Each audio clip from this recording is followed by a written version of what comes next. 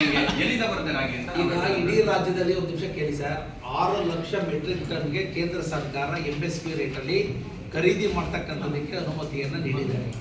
ನಾನೇ ಅಸೆಂಬ್ಲಿನಲ್ಲಿ ನಿಯಮ 73ರ ಅಡಿನಲ್ಲಿ ಮಾನ್ಯ ಆಹಾರ ಮತ್ತು ನಾಗರಿಕ ಸರಬರಾಜು ಸಚಿವರಿಗೆ ಪ್ರಶ್ನೆ ಮಾಡಿದ್ದೆ. ಬಹುಶಃ ಅದು ವಿಡಿಯೋ ಕ್ಲಿಪ್ಸ್ ಇದೆ, ಕಳಿಸ್ತೀನಿ.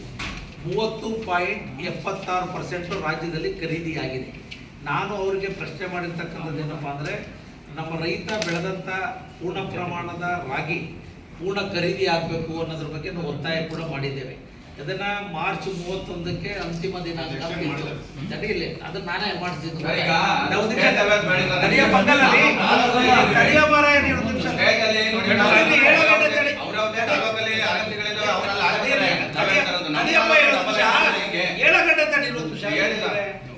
ಸುಮ್ಮನೆ ಡೈವರ್ಟ್ ಹೇಳ್ಬೇಕ್ರಿ. ಅಸೆಂಬ್ಲಿಯಲ್ಲಿ ಮಾತಾಡಿದ್ರು ಡೈರೆಕ್ಟ್ ರೆಕಾರ್ಡ್ ಆಗಿರ್ತಾರೆ. ಕನ್ಕ್ಲೂಡ್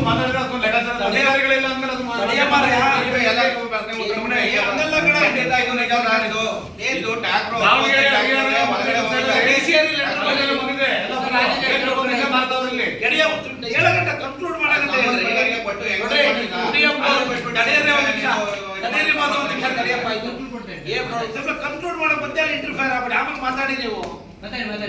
ಏಪ್ರಿಲ್ 31ನೇ ತಾರೀಕು ಅಂತಿಮ ದಿನಾಂಕ ಇತ್ತು. ಗೊತ್ತಾಯ್ತೇನ್ರಿ? ಮಾರ್ಚ್ 31 ಅಂತಿಮ ದಿನಾಂಕ ಇವತ್ತಿಗೆ ಇದ್ದಿದ್ದು ಕಾನೂನಲ್ಲಿ. ನಾವು ಅದನ್ನ ಎಂಡ್ ಆಫ್ ಮೇ ಗಂಟ ಅವಕಾಶ ಕೊಡಬೇಕು ಅಂತ ಇಡೀ 224 ಜನರಲ್ಲಿ ನಂದೇ ಒಂದು ಪ್ರಶ್ನೆ, ನಿಯಮ ಬೇಕಾದ ವಿಡಿಯೋ ಕ್ಲಿಪ್ಸ್ ಕಳಿಸ್ತೀನಿ. ನಾವು ಪೂರ್ಣ ಖರೀದಿ ಮಾಡ್ತೀವಿ ಅಂತ ಮುನಿಯಪ್ಪನವರು ಅಸೆಂಬ್ಲಿನಲ್ಲಿ ಆನ್ಸರ್ ಮಾಡಿದ್ದಾರೆ. ಕೆಲವು ನೀವೇನು ಹೇಳ್ತಿದ್ದೀರಿ, ಕೆಲವರು ವ್ಯಾಪಾರಸ್ಥರು ಬೇರೆ ಕಡೆಯಿಂದ ತಂದು ಈ ಸ್ಥಳೀಯ ರೈತರ ಹೆಸರಿನಲ್ಲಿ ರಾಗಿನ ಬಿಡ್ತಾ ಇದ್ದಾರೆ ಅನ್ನೋದು ನಿಮ್ಮ ಅಭಿಪ್ರಾಯಗಳನ್ನು ಹೇಳಿದೆ. ಅದೇ ರೀ ನೀವು ಹೇಳಿದ್ದು ಹೇಳ್ತಿದ್ದೀರಲ್ಲ, ಅದನ್ನ ನೋಡ್ರಿ ಹೋಗ್ಬಿಟ್ಟು ಪರಿಶೀಲನೆ ನಮ್ಮ ಫುಟರ್ ಏನಿದ್ದೀರಿ. ಆಮೇಲೆ ನಾವು ಸಂಬಂಧಪಟ್ಟಂತ ರೆವಿನ್ಯೂ ಇನ್ಸ್ಪೆಕ್ಟರ್ ಇದ್ದೀರಲ್ಲಪ್ಪ, ಸ್ವಲ್ಪ ನೀವು ಯಾಕೆಂದ್ರೆ ರೆವಿನ್ಯೂ ಕಂದಾಯ ಇಲಾಖೆ ಭಾಗಿಯಾಗಬೇಕು ಈ ವಿಚಾರದಲ್ಲಿ. ಆಯಾ ಹೋಬಳಿ ಅಧಿಕಾರಿಗಳೇನಿದ್ದಾರೆ ಫುಡ್ ಡಿಪಾರ್ಟ್ಮೆಂಟ್ ಅವ್ರ ಜೊತೆ ಪರಿಶೀಲನೆ ಮಾಡಿ ಅಂಥವೇನಾದ್ರು ಪ್ರಕರಣಗಳು ಬಂದರೆ ಜಿಲ್ಲಾಧಿಕಾರಿಗಳಿಗೆ ನಿಮ್ಮ ಮೂಲಕ ರೆಕಮೆಂಡ್ ಮಾಡಿ ಅದನ್ನು ಕ್ರಮ ತಗೊಳ್ಳಿ. ನೀವು ಒಂದು ಮಾಡಿ ಅಮ್ಮ, ಇದುವರೆಗೆ 61 ಪ್ರಕರಣದಲ್ಲಿ ಎಷ್ಟು ಮಾಡಿದ್ರೆ ಮಾಹಿತಿ ಎಲ್ಲ ಡೀಟೇಲ್ ಕೊಡಿ. ಕೇಳಿದ್ದು ಒಳ್ಳೆಯದು.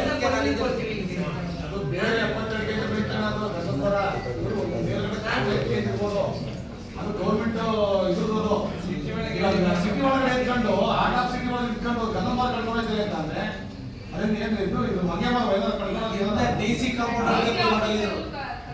ಹಾಸನ್ DCR ಕಾಂಪೌಂಡ್ ಎಲ್ಲ ಕುತ್ಕೊಂಡೋಗಿ ಸ್ಟೇಟ್ ನ್ಯೂಸ್ ಆಗಿತ್ತು. ಇಲ್ಲಿ ಆಮೇಲೆ CC ಕ್ಯಾಮೆರಾ ಫುಟೇಜ್ ನೋಡಿ, ಗೊತ್ತಾಯ್ತಲ್ಲ? ಅದೇನಾದ್ರು ಗೊತ್ತಾಗ್ಲಿಲ್ಲ ನಮ್ಮ ವಿವೋದಿಂದ ಒಂದು ವರ್ಷ ಆಯ್ತು ಹೋಗಿ ಫುಟೇಜ್ ಇಲ್ಲ. ಈಗ ಮಾಡಿ ಸರ್ಕಾರಿ ಕೆಲಸ ಸಿಗದೆ ಮೇಡಮ್, ಪುಣ್ಯ ನೀವು ಕೆಲಸ ಮಾಡಿ ರೈಟಿಂಗ್ ಮಾಡಿರ್ತೀರಿ. ಇಂಥ ವಿಚಾರಗಳೆಲ್ಲ ಅಂದ್ರೆ CCTV ಎಲ್ಲ ಇನ್ನೂ ಬೇಕಾಗಿಲ್ಲ ಅಂದ್ರೆ ನಾವು ಹೋಗಿ ಕೇಳಿಸ್ಬಿಟ್ಟಿದ್ದೀವಿ ಪ್ರಶ್ನೆ ಹೋಗಬೇಡಿ. ನಿಮಿಷ ಬಿಡ್ತೀವಿ. ಎಷ್ಟಿ ಮೂಟಿಗೆ ಕೇಳಿಸ್ಬೇಕಿವಲ್ಲ ಆದ್ರೂ ನೋಡ್ತೀನಿ, ಇನ್ನಾಟಿ ಮೂಟಿಗೆ ಆದ್ರೂ ನೋಡ್ತೀನಿ. ಚಾಲೆಂಜ್ ತಾಳಮ್ಮ, ದಿಟ್ಟ ಮಹಿಳೆಯಾಗಿ ಹಿಡಿಬೇಕಾಯ್ತು. ಓಕೆ, ನೀವು ನನ್ನ ಕೆಲಸ ತಗೊಂಡು ಪ್ರಸಾದನ್ನ ಅವನು ಡಿಗ್ರಿ ಮಾಡಿರ್ತಾನೆ ಬಿಟ್ಬಿಟ್ಟು ನನ್ನ ತಗೊಂಡಾಗ ಏನಾಗುತ್ತೆ? ಅದು ಈಗ ಬೋರ್ಡಿಗೆ ತಾತ್ಕಾಲಿಕವಾಗಿ ಅವಕಾಶ ಇದೆ. ತಾತ್ಕಾಲಿಕ ತಗೊಂಡ್ರೆ ಹೆಂಗೆ ಬೋರ್ಡ್ಗಳು ತಾತ್ಕಾಲಿಕ ತಗೊಂಡ್ರಿ ಅಲ್ವಾ ನೀವು? ತಾತ್ಕಾಲಿಕ ತಗೊಂಡ್ಮೇಲೆ ಹೆಂಗ್ ಹೋಯ್ತಾರೆ ಬೋರ್ಡ್ಗಳು? ಮತ್ತೆ ಬೋರ್ಡ್ ತಗೊಂಡ್ಮೇಲೆ ಬೋರ್ಡ್ ವಜೆ ಮಾಡ್ಬೋದಲ್ಲ? ನೀ ಬೇಡಪ್ಪ ನೀನು ನಿನ್ನ ಅವ್ರಿಗೆ ಜಾಸ್ತಿ ಎಜುಕೇಶನ್ ಇದೆ ಮಾಡ್ತಾ ನೀವು CDO ಏನು ಮಾಡಕ್ಕಾಗಲ್ಲ.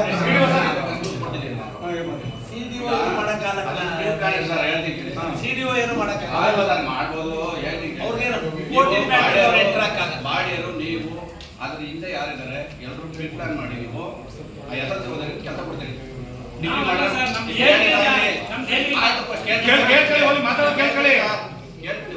ಕೇಳ್ಕೊಂಬಿಡಿ, ಆಮೇಲೆ ಉತ್ತರ ಕೊಡಿ. ಆಮೇಲೆ ಕೈ ಬಿಡ್ತೀರಿ. ಡಿಗ್ರಿ ಮಾಡಿರೋ ಅನ್ಯಾಯ ಆಯ್ತು.